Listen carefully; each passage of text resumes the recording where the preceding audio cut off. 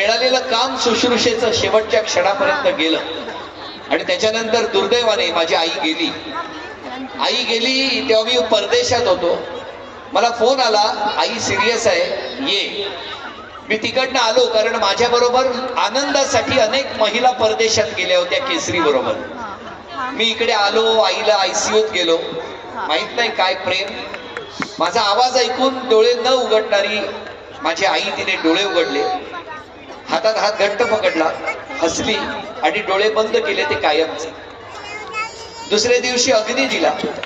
सगळे मजेसाठी तिकडे गेले होते आणि त्यावेळेला सुचित्राने आणि वडिलांनी सांगितलेलं एक वाक्य खूप महत्वाचं होतं.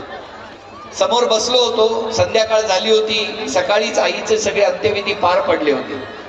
माझ्या आईने मला सांगितलं, माझ्या वडिलांनी आणि माझ्या बायकोने मला सांगितलं, आदेश, आई गेली म्हणून दुःख करत बसू नकोस.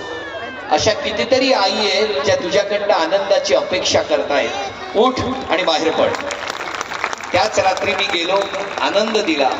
आज जेव्हा तुम्ही मनसोक्त हसताना तेव्हा ते बघून मला असं वाटतं माझ्या आईला खऱ्या अर्थानं मोक्ष मिळतो, मुक्ती मिळते. तर धन्यवाद माऊली. हसत राहा, आनंदात राहा. कुमार पुढे. अच्छा, या विचार.